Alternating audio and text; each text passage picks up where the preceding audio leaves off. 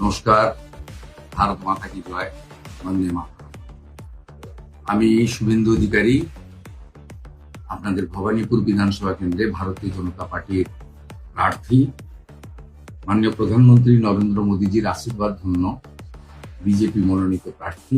EVM এ 1 নম্বরে আমার নাম আছে পদ্মফুল চিহ্ন। আমি আপনাদের সকলের সমর্থন, আশীর্বাদ, শুভেচ্ছা প্রত্যাশা করি। আবেদন করব, বেশি সংখ্যায় ভোটদান করুন। ভারতের নির্বাচন কমিশন এবং কেন্দ্রীয় নিরাপত্তা বাহিনী আপনাদের নিরাপত্তা সুনিশ্চিত করার ব্যবস্থা করেছে। আমি আপনাদের কাছে আবেদন করব, গত 15 বছর এই রাজ্যে চাকরি দুর্নীতি থেকে নারী নির্যাতন, টাটাকে তাড়ানো থেকে শুরু করে যে অপশাসন কুশাসন হয়েছে তার নেতৃত্ব দিয়েছেন মাননীয় মমতা বন্দ্যোপাধ্যায়। ভবানীপুরবাসীর দায়িত্ব মমতা বন্দ্যোপাধ্যায়কে প্রাক্তন করা। আপনারা অভয়ার ঘটনা থেকে শুরু করে দুর্গাপুর আইকিউ সিটি থেকে কসবা ল কলেজ, 26,000 চাকরি চুরি থেকে 6,888 শিল্প তাড়ানো, 19,000-এরও বেশি সরকারি স্কুল বন্ধ করা থেকে শুরু করে এই কুশাসনের হাত থেকে বাংলার মানুষকে পরিত্রাণ আপনারাই দিতে পারেন। আপনাদের মূল্যবান ভোট ভারতীয় জনতা পার্টিকে পদ্মফুল চিহ্নে 1 নম্বর দোকানকে দেওয়ার আবেদন করি। আমি কথা দিচ্ছি, ভবানীপুরেই আপনাদের সঙ্গে থাকব। 15 বছর এমএলএ কে আপনারা দেখতে পাননি। আগামী 5 বছর সুশাসন, সুরক্ষা, প্রকৃত রামরাজ্যের জন্য পদ্মফুল চিহ্নে ভারতীয় জনতা পার্টিকে ভোট দেওয়ার বিনম্র আবেদন জানালাম। ভারত মাতা কি জয়। নমস্কার, আমি সজল ঘোষ, বরানগর 113 নম্বর বিধানসভা অ্যাসেম্বলির ভারতীয় জনতা পার্টির প্রার্থী। নির্বাচনের প্রচার করতে আসিনি, শুধু কয়েকটা কথা বলতে এসেছি যে এবারের ইভিএম এ আমার বোতাম নাম্বারটা আপনাদের মনে করাতে এসেছি। এবার ইভিএম এ আমার বোতাম নাম্বার 2। কেন বারবার বলছি 2? আমার বোতাম নাম্বার 2। কেন বলছি 2? তার কারণ হচ্ছে আরো বেশ কিছু সজল ঘোষ, মানে জালি সজল ঢোকানো হয়েছে। আপনারা যাতে বিভ্রান্ত করে ভোট নষ্ট করা যায়।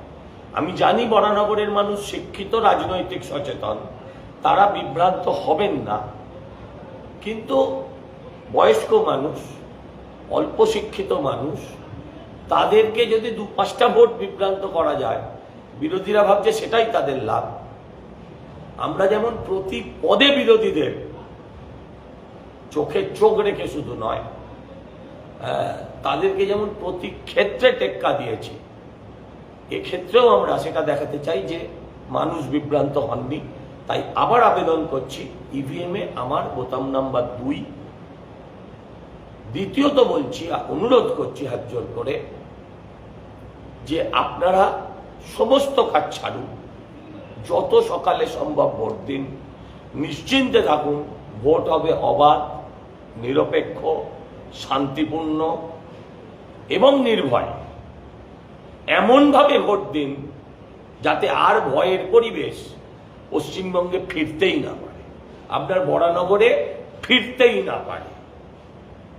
আর একটা বিষয় আমি একটু ক্ষমা চেয়ে নিচ্ছি আপনাদের প্রত্যেকের কাছে হাত জোর করে, সেটা হচ্ছে আমি হয়তো সময় কম ছিল এবছর, হয়তো না, আমি সব বুথ, সব গলি পৌঁছতে পারি। আপনারা আমার নয়, আমার কর্মীদের সহ আমার পরিশ্রম নিশ্চয়ই দেখেছেন, কিন্তু তা সত্ত্বেও আমি সব গলি পৌঁছতে পারিনি। বহু মানুষ আমাকে দুঃখ জানিয়েছেন যে তুমি পৌঁছতে পারোনি। বিশ্বাস করুন, এত বড় বিধানসভায় এত অল্প সময়ে সব গলিতে পৌঁছানোটা বাস্তবিকভাবে সম্ভবও ছিল না। আমি তার জন্য রোদ্দুর, বৃষ্টি একেও দায়ী করছি না। সময় আমি আপনাদের কথা দিচ্ছি, নির্বাচনের ফলাফল যাই 4 তারিখের পর আবার মানুষের দরজায় যাব পুরো বিধানসভায়। আপনারা এই ত্রুটিটা মার্জনা করবেন। আপনাদের প্রত্যেককে আমি, যারা আমার গণদেবতা, তারা কেউ আমার থেকে বড়, কেউ আমার থেকে ছোট, বড়দের প্রণাম, ছোটদের শুভেচ্ছা জানিয়ে আমি আশীর্বাদ চেয়ে আমি আমার কথা শেষ করলাম। নমস্কার, আমি কৌস্তব বাগচি, 108 ব্যারাকপুর বিধানসভা কেন্দ্রের ভারতীয় জনতা পার্টি মনোনীত প্রার্থী। আপনাদের সকলের কাছে আহ্বান জানাচ্ছি, 1 নম্বর বোতাম টিপে ভারতীয় জনতা পার্টির পক্ষে ভোট দিন, উন্নয়নের লক্ষ্যে এবং সুশাসনের পক্ষে। সকাল সকাল ভোট দিন, নিজের ভোট নিজে দিন। সকলে মিলে এই গণতন্ত্রের উৎসবে সামিল হন। পরিবার, পরিজন, আত্মীয় স্বজন, বন্ধু বান্ধব সকলকে উদ্বুদ্ধ করুন সকাল সকাল ভোটদান করতে। আমি আপনাদের কথা দিচ্ছি, আপনাদের সমর্থন পেলে 294টা বিধানসভা কেন্দ্রের মধ্যে ব্যারাকপুরকে 1 নম্বর বিধানসভা বানাবো। সবাই খুব ভালো থাকবেন। নমস্কার।